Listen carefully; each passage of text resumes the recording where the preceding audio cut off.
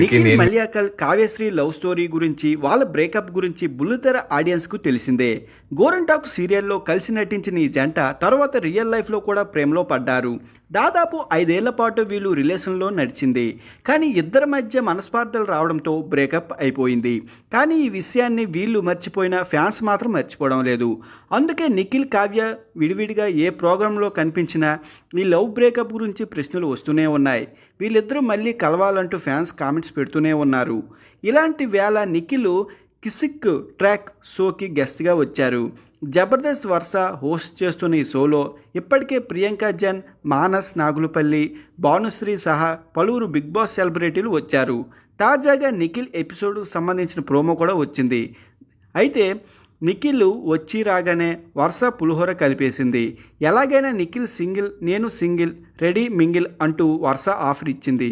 ఇలానే రెచ్చగొట్టి లేపండి మీరే అంటూ నిఖిల్ కౌంటర్ వేశాడు.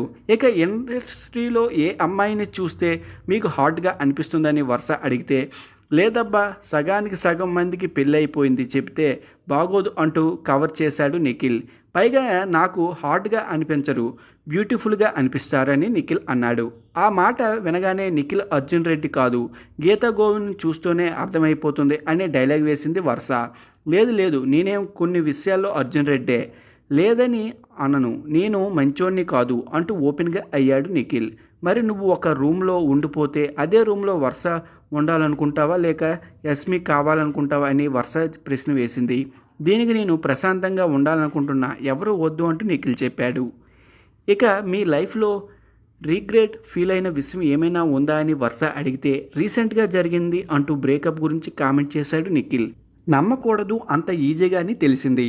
నాలాంటి ఒక అబ్బాయి 10 మందిలో ఒక అమ్మాయి నచ్చితే వెళ్ళి మాట్లాడొచ్చు, కానీ ఆ అమ్మాయి నాన్నలు 10 మందిలో ఒక అబ్బాయి నచ్చితే నువ్వే నా కొడుకురా అని చెప్పలేరు.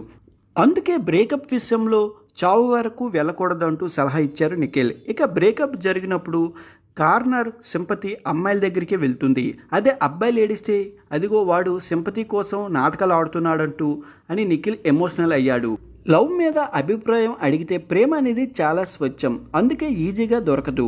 ఇక అమ్మ ప్రేమ గొప్పదా, అమ్మాయి ప్రేమ గొప్పదని అడిగితే అమ్మ ప్రేమే గొప్పది, అమ్మాయిలా ప్రేమించే అమ్మాయి ప్రేమ గొప్పదే అంటూ తెలివిగా ఆన్సర్ ఇచ్చాడు నిఖిల్.